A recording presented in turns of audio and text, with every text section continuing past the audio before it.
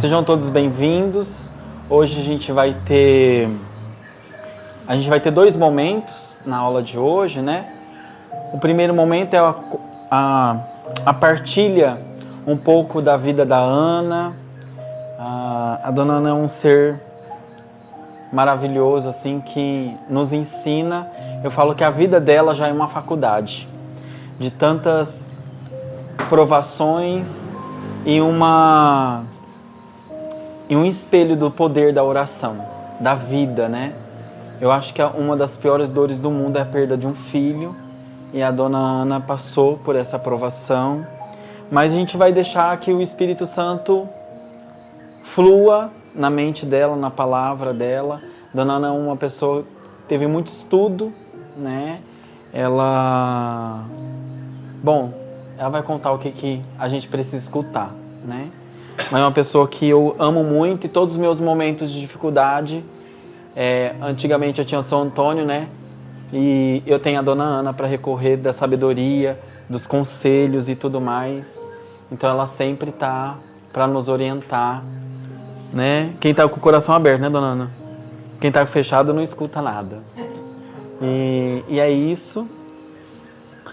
Então esse vai ser o primeiro momento. E no segundo momento eu vou falar um pouquinho das tomadas de decisões, como a nossa ONG, aonde a gente está e o que a gente precisa fazer, para onde a gente tem que direcionar. Então a gente precisa da colaboração de vocês, que nos ajuda, que nos participa, né? Para entender esse movimento todo, né? Então, de antemão, quero te agradecer, Ana, por coração sincero. Espero retribuir tanta gentileza, tanto amor que eu estou recebendo. Só isso. Nós te amamos muito. Bom, né? Viu? Bom, eu primeiramente gostaria que todos elevassem os seus pensamentos para um patamar maior, para a gente receber do plano espiritual aquilo que nós viemos buscar, que é o amor, a paz, a compreensão, a sabedoria, porque até Davi pediu, né? Senhor, dai-me sabedoria e eu viverei. Então, para a gente viver, a gente tem que ter sabedoria. Mas não é a sabedoria de livros, de faculdade, também é bom, mas sabedoria divina, aquela intuição de que você está fazendo o melhor, dando o melhor de si. Baseado no quê? Nos seus princípios, que é o quê? Deus, Criador do céu e da terra e de tudo que nela há, e Jesus, que é o modelo, o homem que veio fazer a divisão entre as águas, antes dele e depois dele. 2000 anos se passaram e ele está aí, em evidência, mostrando para nós que ele é um modelo. E ser o modelo de Cristo não é fácil. Não é fácil. O homem foi crucificado e ainda levanta os olhos e pede: Pai, perdoa, porque eles não sabem o que fazem. Nós estamos longe disso, né? Mas como modelo, ele como nosso modelo, nos mostra o caminho que temos que seguir. Seja pela dor, muitos vão pela dor, pela ignorância, pelo status, pelo nariz empinadinho, né? Vai pela dor, né? Outros vai pelo amor, entendeu? O bom é que todos fossem pelo amor. Seria mais leve, mais fácil, mais prazeroso, né? Mas isso depende de cada um. É o que eu tenho para falar. A minha vida, o meu berço de nascença foi de ouro, eu costumo dizer. Minhas tias diziam para mim: você nasceu em berço de ouro, mas você cresce e a vida está aí, né? O berço ficou lá atrás, ficou até esquecido. E a vida é o dia a dia. Então eu tenho 2 filhos que partiram para o plano espiritual. Um com 30 anos, num acidente de moto, sem um arranhão, amando a vida. O outro com câncer na garganta, com 54 anos. Então é uma dor. Eu costumo dizer que quem tem esse analgésico para essa dor é só Deus. Se você não crê nessa força criadora, você não sai do lugar. Aí depois teve mais outras complicações da matéria, né? Eu tive câncer e estou aqui. E agora quebrei a coluna, estou aqui. Então, eu não quero ser um exemplo, porque o exemplo é Jesus. Maria, Mãe Santíssima, né? Que mulher extraordinária. Vendo o filho ser crucificado e não abriu a boca. Uma grande mulher, né? Então, nós temos exemplos, temos aonde nos espelhar. E o negócio é seguir em frente. Sempre lembrando que nós nunca estamos sozinhos. Nós estamos sempre acompanhados com uma força superior que nos trouxe até aqui e vai nos levar até a última morada, que é a saída para o plano espiritual. Como diz Humberto de Campos, a sepultura é a porta que nos leva para o além. Nada mais que isso. Então, também não temos que ter medo de um dia a gente vai partir. Todos nós vamos partir. Do outro lado, provavelmente faremos essa reunião com muito amor no coração. Um beijo para todos. Muita paz. Eu queria que você compartilhasse um pouquinho com a gente sobre o amor de servir. O amor de servir.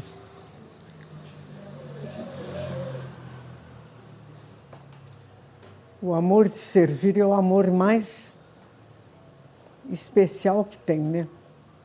Porque enquanto você está servindo, você está em ação.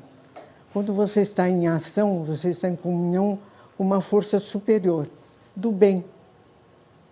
Então, servir é muito importante. Mas há pessoas que acham que ser servido é melhor. Eu, particularmente, gosto de servir. Eu, particularmente, acho que eu nasci para servir. E é o que eu tenho feito na medida das minhas possibilidades. Então, servir é muito importante. Mais importante do que receber. Porque a pessoa que recebe está sempre sentada na zona de conforto, né? E essa zona de conforto leva a pessoa a achar que ela é superior. Aí começa todo o conflito e todo o atraso da nossa espiritualidade e da nossa vivência com o semelhante. Porque nós estamos aqui para trocar essa energia. E como é que você troca essa energia? Você está dentro da sua casa no conforto. Sai, vai, procura e faz. Servir, para mim, é o teto. Se você não serve, não leva a nada. Não é? É servir. Sempre na direção do bem, né? Sempre até o que faz o mal, que às vezes nos prejudica e a gente fica super magoado, mas ele é um instrumento na mão de uma outra força superior para nos ensinar o quê? A desculpar, a perdoar, a entender que o outro está numa situação inferior. E isso tudo é servir. Porque geralmente a gente fica irritada, né? E não é para ficar irritada. Também não é para agradecer o erro do outro. É para aprender o que ele está querendo te falar. Aprender o que você, provavelmente, se não tivesse tido um confronto, um prejuízo, você não aprenderia. E isso tudo o que é? É servir. Servir a quem? Ao próximo, que está mais próximo. Porque o vizinho do outro lado da rua não te prejudica, mas quem está próximo de você pode te prejudicar. E a gente precisa aprender a servir essas pessoas. Quando a gente aprender isso com amor, com tranquilidade, com naturalidade, você está servindo a pessoa, a uma força superior que te conduz e com certeza vai te retribuir. É o que eu tenho que falar para servir. Muito bem.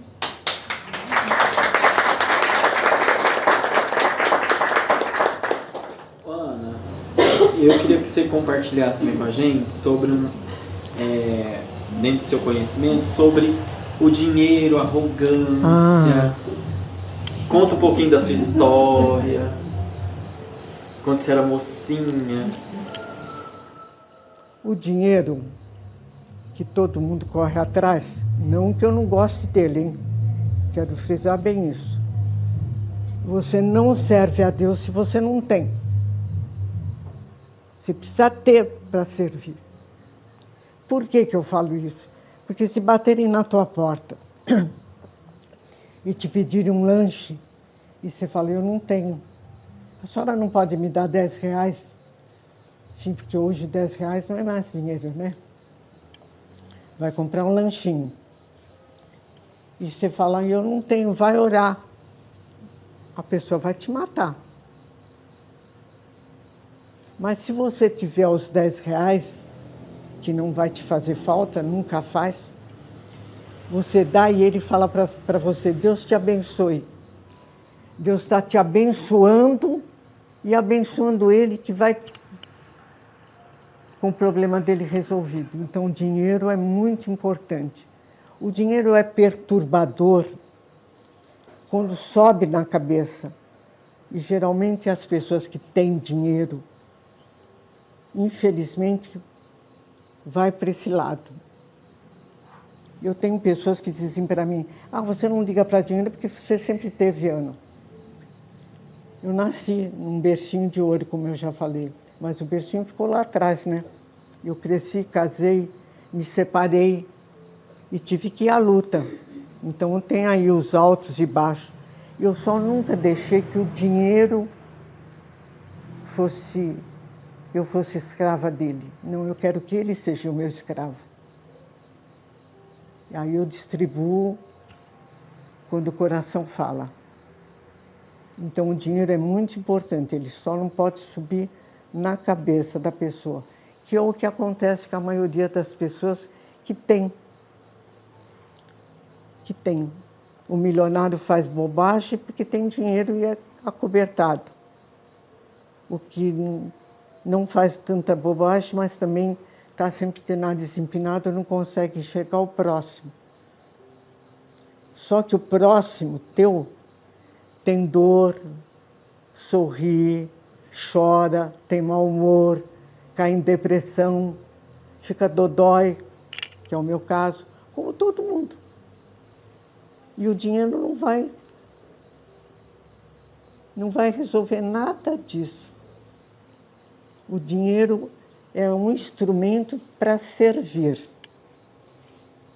A hora que as pessoas entenderem que esse é um instrumento para servir, ela se desapega do dinheiro. Não é seu. Foi confiado a você para saber como você administra. Se você administra bem o seu dinheiro, ele cresce. Se você administra pensando só em você, desconhecendo o teu próximo, ele vai minguando. Quando vai minguando, você aplica, faz uma boa aplicação, ele vai crescendo. Mas o plano maior da vida nos dá a oportunidade de nós adoecermos, ficar na cama e fazer um retrospecto do que nós fazemos com o que a gente tem. E aí você vai ver que o dinheiro é essa colocação. Ele não é... Você não pode ser escravo dele. Você tem que ter domínio sobre ele. A hora que tiver domínio sobre ele, ele vai trabalhar no progresso da humanidade. E o que é a humanidade? São os nossos irmãos. Todos os que estão lá em guerra, eles são o quê? Pessoas que nós não conhecemos fisicamente, mas espiritualmente a gente sabe que eles são nossos irmãos. Estão lá numa guerra boba de poder de duas nações. Só isso. Entendeu? Então, a gente tem que ter muita cautela quando se fala de dinheiro. Sem dinheiro não há caridade. Sem dinheiro você não serve o teu próximo. Agora, você tem que estar desprendido desse servir com dinheiro, sabendo que está na sua mão, alguém está observando como você administra. E se você souber administrar bem, bom para você, bom para quem é beneficiado com isso, e bom para todos, para a sociedade, né? Porque se você se fechar nesse mundinho, você vai embrutecer, vai se achar superior ao teu próximo. Não é nem superior nem inferior, é igual, igualzinho. É o que eu tenho para falar sobre o dinheiro e o poder do dinheiro. Coisa que eu estou distante disso, gente. Nunca fui ligada nisso. Nunca fui apegada a bens materiais. Você entende? Eu acho que o maior bem da vida é você ter um amigo. Embora a diferença de idade, é um confidente. Você entende? Tem preço isso? Tem dinheiro que pague isso? Não tem. Não tem. Não tem. A gente precisa ter sabedoria para ter a balança sempre em equilíbrio. Porque se você não tiver essa balança em equilíbrio, está sempre assim. Um assim, outro assim. Equilíbrio. O equilíbrio traz não só a sabedoria, como o bem-estar de saber que você é um instrumento para servir. Só. Nada mais que isso. Em todos os âmbitos da vida. O médico entra na sala de cirurgia achando que ele é o teto, né? Ele não é o teto, ele é um instrumento. Um dia eu falei para o meu médico que estava fazendo a última cirurgia do câncer que eu tive. Ele falou, e aí, dona Ana, está preparada? Eu falei, acho que eu estou bem assessorada, né? Ele sabe que eu transo o lado espiritual. Ele falou, a senhora acha? Eu falei, eu espero, né? Você já fez uma oração? Ele fez todo mundo largar os instrumentos e fez um Pai Nosso. E eu fiquei até emocionada. Falei, minha cirurgia vai ser um sucesso, doutor. Vamos lá. E nunca fui para o centro cirúrgico pensando, eu estou fazendo uma cirurgia para tirar um câncer. Eu sempre fui para o centro cirúrgico pensando, eu vou sair de lá mais bonita do que eu já sou. Olha que presunção. O médico falou para mim, como é que a senhora se sente indo a terceira vez para o centro cirúrgico com o mesmo problema? Eu falei, que problema, doutor? Então a senhora vai... Não, eu estou indo para ficar mais bonita. Só isso. Sabe, é o nosso pensamento, a nossa atitude, isso em relação a tudo. Mas principalmente no poder aquisitivo. O poder aquisitivo é empréstimo para ver como você se porta, porque a maior provação do ser humano não é a pobreza, é o dinheiro. É a maior provação que nós temos. Porque se você é pobre, você sempre tem alguém que vai dar uma cesta básica, uma roupinha e vai, não é?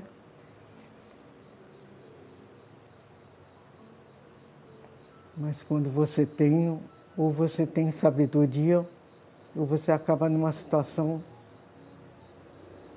delicada, que mais tarde você vem acertar. É quando você vê o cara deitado na rua, na sarjeta, e você, cheio de compaixão, vai lá e faz. Eu morei um período perto da mini rodoviária e tinha um senhor que dormia na calçada. E aquilo me incomodava profundamente. Fiz de todo jeito para tirar ele da rua, não consegui. Era isso que ele queria. Tinha aposentadoria, tinha família, não queria nada com a família, queria morar na rua. E aquilo me incomodava. Então, eu nunca deixei de, nas noites frias, descer, ir lá e falar para ele, seu João, eu trouxe uma sopinha para o senhor. o senhor faria o favor de se alimentar? Ele olhava para mim. Vou comer porque é você que está trazendo, filho. Se você desse alguma coisa para ele, ele não aceitava. Entendeu? Então está lá por quê? Está lá porque naturalmente, numa outra vida passada, usou mal o din-din, o dinheiro. Está lá, esperando pela misericórdia do povo, com orgulho na estratosfera. Deus já levou, já libertou ele, mas era assim que o Sr. João vivia. Entendeu? Então a gente tem que tomar ter equilíbrio, né? O equilíbrio traz a sabedoria, e a sabedoria nos dá discernimento de como agir. Não é pegar todo o dinheiro e jogar para o alto também, dá para qualquer instituição. Tem muita gente vivendo disso também. Então há uma malandragem em todos. Procurar saber, procurar entender e usar, eu digo o coração, né? Que é uma ligação com o Pai. A nossa mente com uma força superior dizendo onde nós vamos pôr esse dinheiro. Onde, o que a gente vai fazer com aquilo. Né? Tem gente que sonega imposto, tem gente que faz gambiarra de luz, tem gente que faz gambiarra de água, tem outros que bolam como tirar dinheiro do povo indevidamente. Isso tudo está errado. Tudo está errado. Você tem que pagar suas contas, fazer o que você tem que fazer. Tem uma parte que você vai economizar numa hora de emergência e a outra você vai fazer o quê? Vai doar. Olha o nome, doar, eu dou. Isso é sabedoria, até para a gente saber como administrar esse lado pesado da vida, que é o dinheiro, que é o que a humanidade tá se perdendo hoje, no materialismo, né? E fica tudo aí. Você não leva nada. Tem pessoas nada. que tratam o dinheiro como um Deus, né? É. Que prioriza só o dinheiro. Só o dinheiro, só o dinheiro. Pessoas que esquecem uma Né? Esquece as suas origens. Porque quando você esquece as suas origens, as coisas começam a subir, né? É. E você se acha. Mesmo que você não é, você se acha. E aí você adquire o quê? Um débito, né? Uma conta grande para depois futuramente ter que acertar. Então tudo isso a gente deve pôr no equilíbrio da balança. Não é fácil, mas também não é impossível. Basta você querer. Querer é poder. Quando nós queremos, nós podemos fazer. Quando nós queremos, nós conseguimos realizar. Isso em todas as áreas da nossa vida. Emocional, física, financeira, espiritual. Né? O que é o equilíbrio espiritual? Olha, ninguém aqui está pelado, né? Provavelmente tem uma etiqueta na roupa, cada um com uma etiquetinha, mas todos estão vestidos. Isso prova o quê? Prova que a bondade divina, essa força divina que nos rege, é isso, é a etiqueta que nós usamos, porém nós estamos sempre protegidos pelo equilíbrio. O equilíbrio da balança. Não pode estar assim, tem que estar assim. Para a gente poder viver bem, estar bem com a gente, estar bem com o próximo. É muito importante. Mas isso tudo vem vindo, ninguém nasce pronto, né? Também se nascesse, a gente iria dizer, porque uns nascem e outros não, é tudo igual. A gente nasce tudo igual. A gente vai crescendo, evoluindo, conforme a nossa capacidade espiritual e material de compreensão. Porque às vezes você pode falar uma frase para uma frase para uma pessoa que levanta ela. E a mesma frase vai derrubar o outro. Então a gente tem que ter sabedoria para falar. E essa sabedoria traz o quê? O equilíbrio também no dinheiro, também na parte financeira. Porque é muito importante. É o que eu tenho para falar. Ana, conta aquela passagem que quando acabou o acidente você ficou um tempo na sua conversão até a espiritualidade tocar o seu coração. E aí você tomou a decisão. Qual caminho seguir? Quando meu filho mais velho foi embora, que foi num acidente bobo, num lugar sem trânsito, sem nada, foi uma coisa surpreendente para todos. Quem estava no acidente, Ana? Hã? Quem estava no acidente? E ele? Só ele? Só ele. Estava de moto.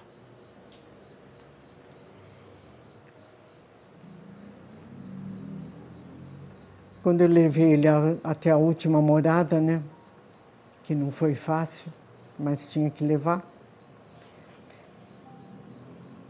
Eu voltei para casa. Eu estava com um misto de revolta e quebrada ao meio, né? Me quebraram no meio e eu ainda um pouco revoltada, né? Perguntando para o Papai do Céu, porra, precisava tudo isso? Revolta. E aí eu pensei, aqui eu tenho 2 caminhos a tomar. Ou eu caio para o materialismo e vou andar de avião particular, questão de 5, 6 meses, porque os negócios a qual a gente estava envolvido gerava muito dinheiro.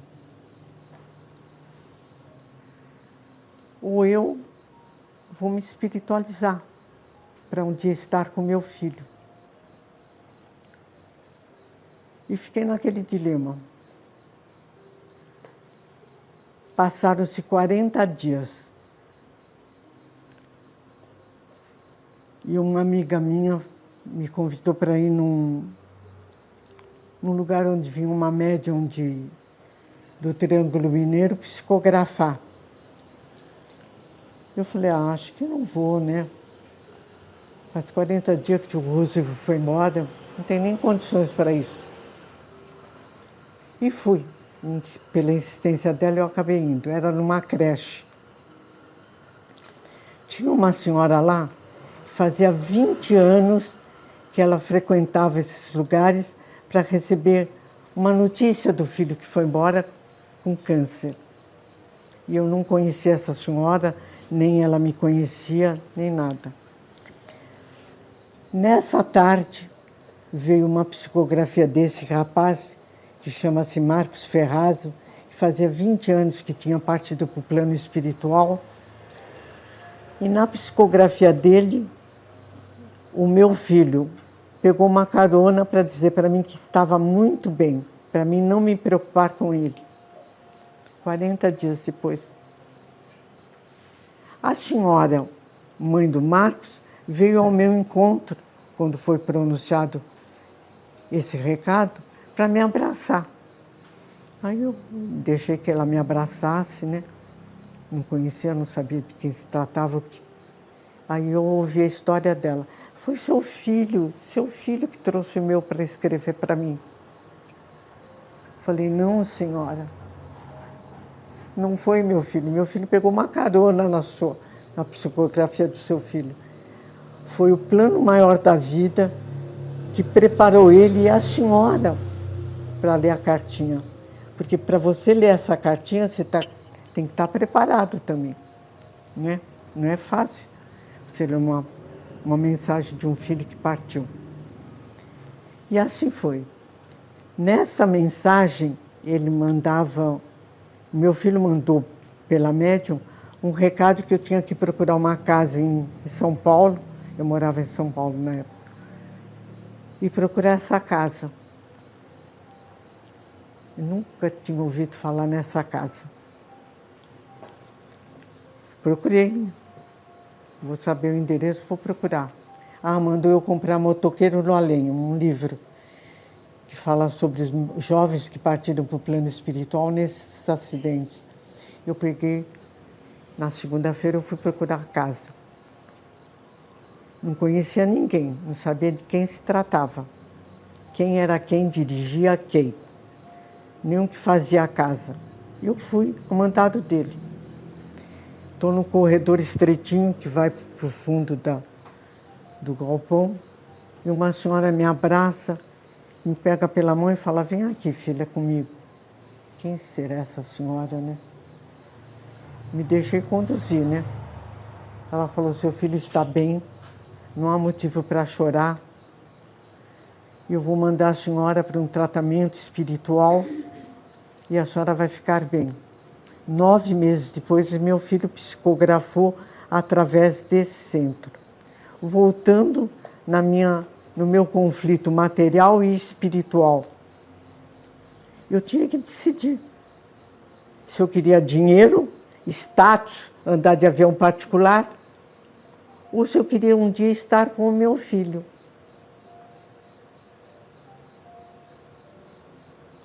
Aí me veio aquela cena de Maria, né? Vendo o filho crucificado. Eu tinha acabado com Roma, viu, gente? Naquela época. Eu não ia ficar calada. Não tive a nobreza que tinha aquela mulher.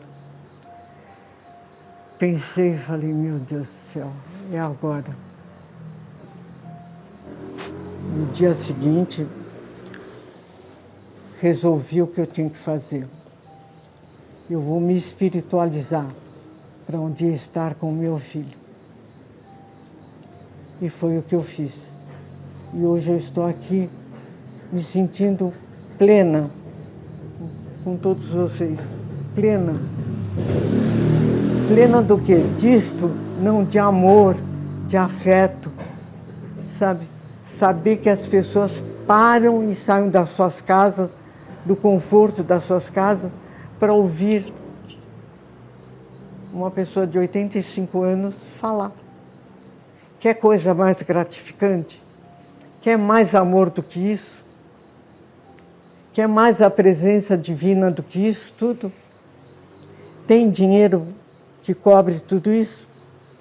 Não tem, o mundo é pobre para isso. Todo o dinheiro do mundo é pobre para essa energia que nós estamos trocando. Porque nós estamos aprendendo uns com os outros. Você vai falar: mas eu não falei nada, mas a sua presença já fala. A sua presença já diz. O seu olhar mostra o amor, a compreensão. Isso tem. Mas o presente não tem. O presente para nós é a senhora. Tá, obrigada. De coração, só agradeço. Mostrando que a vida vale a pena. A luta, o amor. Vale. A vida sempre vale a pena. Você fala: mas eu estou velho, os meus filhos já foram, os netos não vêm, você telefona, eles não respondem, devem estar ocupados. Eu já fui jovem e sei quanto jovem é ocupado, né? Ele não só é ocupado no contexto todo, mas no que ele queria também, né? Então, você sempre se desculpa. Mas tem horas que você sente, né? Fala: nossa, estou só. Não estou só. Ninguém está só. Os nossos irmãos espirituais, aqueles que nos deram o aval para nós estarmos aqui, estão sempre presentes. Não tem férias, não tem nada. Estão junto com a gente. Que a gente chama de anjo de guarda, são os nossos anjos de guarda. Mas, independente deles, tem amigos espirituais que nos querem bem e que nos ajudam. Só que eles não trocam palavras como nós trocamos, né? Eles simplesmente agem, que é o que a gente faz. A gente fala demais e faz de menos, né? Fala menos e faz mais. Sabe? Porque não é o falar, é o fazer, é estar, é doar, é estar presente. É ter o equilíbrio de saber a hora certa de agir. Mas não é isto. Isso tem que ser escravo nosso. Porque quando isso está acima, o ego sempre fala mais alto. E o ego não é um bom conselheiro. Ele é bom para discernir certas coisas nas nossas vidas, mas ele não é um bom conselheiro. Quando o ego está muito lá para cima, o nariz está empinado, o salto está alto, e você olha para o teu próximo como se você fosse superior. Bota o ego lá atrás. Fica você com você mesmo, com o que mora dentro de você, que é a essência divina, e vê o teu próximo, do jeitinho que ele é. Não tenta modificar nada, não. Aceita do jeito que é. E tenta interagir e resolver, se tiver que resolver alguma situação, ou às vezes apenas escutar a pessoa. Que é hoje que as pessoas mais reclamam é isso, né? Não tenho com quem conversar, Ana. Liga para mim, conversa por telefone, porque eu não posso ir aí. Também não pode vir aqui, então fala por telefone. Então, toda manhã, depois que eu tomo meus medicamentos, meu cafezinho, eu ligo para a pessoa, perguntando como ela está, como passou, aí ela conta. E aí, tudo bem? Tudo bem? Qualquer coisa me liga. Isso é o quê? É amor. Não é eu que tenho amor por ela. É ela que tem amor por mim também. Se ela não tivesse, ela não ligaria. Não é verdade? Então, essa troca que nós fazemos, não é isto que domina. É a alma, é o coração. E isso sempre tem que estar acima de tudo. A balança está assim, o amor está lá, né? Não, o amor tem que ficar aqui. Um pouquinho acima da balança. Sempre. Porque isso vai te dar força para você continuar. Seja a aprovação que for. Seja a aprovação que for. As provas vêm à altura da nossa capacidade de administrá-la. Você não vai resolver. Você resolve a ausência de um filho? Não. Mas você administra isso. Como você administra? Na esperança de um dia estar lá. Então não mente. Que a mentira é uma coisa dolorosa. Destrói a pessoa, o caráter da pessoa, a reputação dela. Não mente, não rouba, não ultrapassa, não faz o teu próximo o bobo da corte. Não. Trata ele de igual para igual. E aí as coisas começam a fluir. Você consegue ter força para administrar a situação mais delicada que você está enfrentando. Porque cada um é uma coisa, né? Às vezes a situação financeira de uma pessoa leva ela ao desequilíbrio. Não, filho, não vai ao desequilíbrio por causa disso. Isso está mostrando para você que algo em você está precisando se acertar. Certo? E aí, quando você vê, as coisas fluem. Porque não tem tempestade que dura a vida toda. Como também não tem bom momento que vira a vida. A vida é isso. É os bons momentos, os momentos difíceis, os momentos que você chora. Às vezes você chora de alegria, de emoção, não é só de tristeza. E a gente tem que saber administrar isso. Essa é a minha história, um pouquinho dela. Obrigado, Paulo. Há pouco tempo, a dona Ana passou por uma dificuldade de saúde, então ela fraturou a coluna e aí ela ficou na cama por uns bons meses, de modo fetal, não conseguia mover, com muitas dificuldades. E a dona Ana já passou vários momentos desse encontro com o grande pai, né? Então, e dessa vez ela encontrou novamente. E aí ela teve um acordo lá. Quer falar sobre isso, Ana? Porque hoje faz muito sentido isso para a nossa vida e para a vida da Ana, né? É um grande presente da espiritualidade. Todos vocês que estão aqui hoje, talvez não conseguem compreender a amplitude de trabalho espiritual que está acontecendo nessa noite. Ah, sim, com certeza. né? Com Porque certeza. a nossa mente é limitada. A nossa mente fala assim, nossa, que história, estou aqui, né? Não sei o quê. Mas existe, neste momento, um trabalho espiritual muito maior. Até de doutrinação de irmãos que atacam a nossa mente. De não valorizar a vida. E nesse momento está sendo trabalhado tudo isso. Esse é o grande propósito de tudo isso. Então, assim, ouvir as palavras da sabedoria da Ana é simplesmente, às vezes, história para alguns. Mas para a espiritualidade é um campo assertivo de muito amor e de curas de benevolência. Então, citar isso é citar alguns momentos da vida da Ana, no qual a gente muitas vezes fala que o nosso problema é o maior do mundo. E aí a gente vê uma história dessa e não é. Né? Então a Ana teve esse momento agora há pouco tempo, né? E aí, quando eu fiquei sabendo a notícia, a primeira coisa, eu comecei a rezar muito, né? E a gente tem um intermédio que é a filha da Ana, né? Que é a Rosana.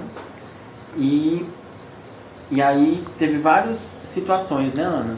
Mas enfim, a oração chega, né? E a nossa conexão é muito maior do que às vezes pegar o telefone e ligar. Às vezes porque, né? Os nossos meios. E a Ana também sofreu um acidente, né, Ana?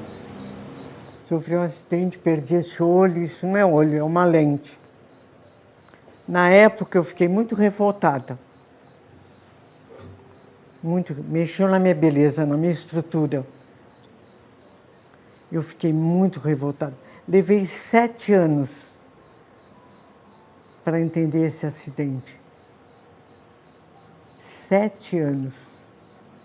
Quando meu filho foi embora no acidente de moto, um dia eu parei e pensei, Papai do Céu me tirou o olho para mostrar para mim que a vida continua. O Roosevelt foi embora, mas a vida continua. 7 anos depois é que eu vim chegar a essa conclusão. Por quê? Pelo dinheiro, pela dor, pelo sofrimento. Olha o tamanho do ser humano. Nós somos muito pequenos. Porque nós estamos sempre olhando para o nosso umbiguinho só, né? Eu sou a sofredora, Não, você não é nada. Você faz parte do contexto todo. E você tem que passar a sua aprovação para crescimento seu e para exemplo para os outros. Isso também é muito importante. Sabe, você sofrer com dignidade. Não sofrer de cabeça baixa, achando que você é a vítima do mundo, de Deus, nada disso.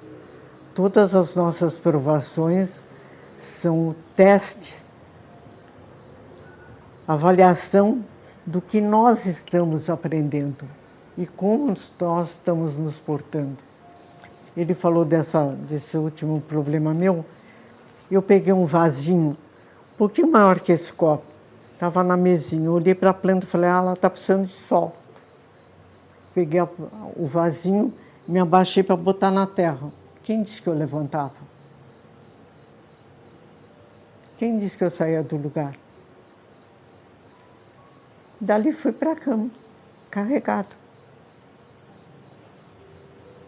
Fiquei 2 meses, 2 para 3 meses, numa posição fetal, que foi como eu caí na cama, sem me mexer, sem poder fazer nada, aos gritos. Bom, tem que resolver o problema, né? Chama uma ambulância, leva para o hospital, tiraram radiografia, fizeram... Eu tinha fraturado a coluna. E aquilo precisava cauterizar, cicatrizar, para mim poder tomar alguma atitude. Não foram 3 dias. E essa dor que eu sinto para andar ainda é da coluna. Sabe? A medicina está adiantada em termos. A farmacologia está muito adiantada. Então, a farmacologia hoje oferece tratamentos que amenizam a dor. É só o que eu posso fazer. E confiar numa força superior que me trouxe aos 85 anos aqui, sabe aonde eu tenho que ir mais e o que eu tenho para fazer. E eu espero fazer. Espero cumprir a minha missão com dignidade, com lágrimas ou sorrindo, e eu quero fazer a minha parte. E eu espero que todos que estão aqui querem isso também, não é verdade? Para quê? Para o seu bem-estar, para o bem-estar de todos. Quando a gente começar a pensar no todo, como nossos irmãos, você começa a ver que as coisas começam a fluir. Em todos os ângulos. No físico, no material e no espiritual. Porque se o espiritual não anda paralelo com o físico, não funciona. Se o físico não anda paralelo com o espiritual, também as coisas não acontecem. Precisa os dois estarem unidos para acontecer. Isso não é novidade para ninguém, né? Que eu estou falando. Tem gente que bate no peito, eu sou isso, sou aquilo, da igreja, mas fora da igreja não é. Um exemplo. Ou fora do lugar onde frequenta é outra pessoa. Não, tem que ser tudo. Sabe, você tem que ser o que você é no supermercado, na festinha, no velório, numa reunião, ser você. Isso é muito importante. Só assim nós estamos servindo e sendo servidos também. Esse pequeno acidente que me aconteceu me fez eu amadurecer bastante também sobre um todo que me cerca, porque eu tive dentro da minha casa pessoas que eu nunca conheci como cuidadora. Eu não saía da cama, a casa era delas. Muitas usaram o mal que podiam ter evitado. E você, Ana? Eu vou agradecer o que elas fizeram de errado? Não. Não vou bater palma, mas também não vou vibrar nada contra, nem a favor. Se você adquiriu a dívida, quem vai pagar é você, não sou eu. Então fique em paz. Fique em paz. É isso também que nós temos que aprender para crescer em todos os ângulos da vida. Espiritual, material e físico. Quando a gente conseguir conjuminar isso, as coisas começam a fluir. O Paulo falou do plano espiritual aqui presente, beneficiando a tudo e a todos, né? E a cada um é dado segundo o seu merecimento.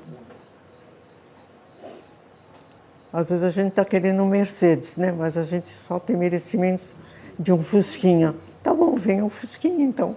Que seja. A gente tem que entender também isso, da vida, do plano maior que nos rege, o nosso merecimento. E para você ter merecimento, você tem que fazer o melhor e dar o melhor, em todos os ângulos. Todos os ângulos. Não é num só, todos. Porque todos estão interligados. Falei, né? Chega, Paulo. Chega. Muito obrigado por esse amor, por esse carinho e dividir um pouco da sua trajetória aqui nesse plano.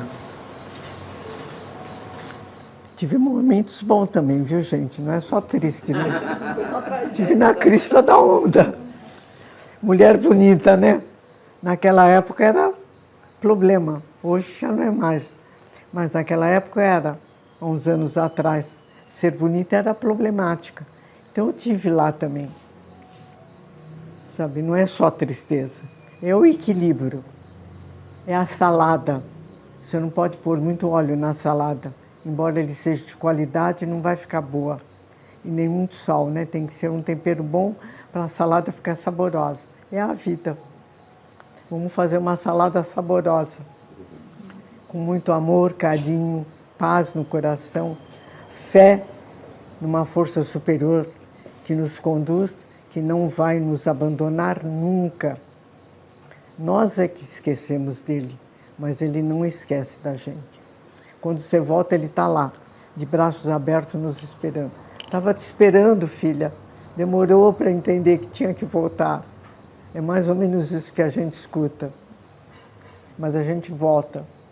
Todo filho volta à casa do pai, não é verdade? É. Todo mundo descobriu minha fonte agora. Onde eu vou, meus conselhos. Então, muito obrigado. Que Deus lhe pague. Te abençoe sempre. Saúde, prosperidade espiritual e material. A nós. Que eu quero dividir. Quero guardar, quero dividir.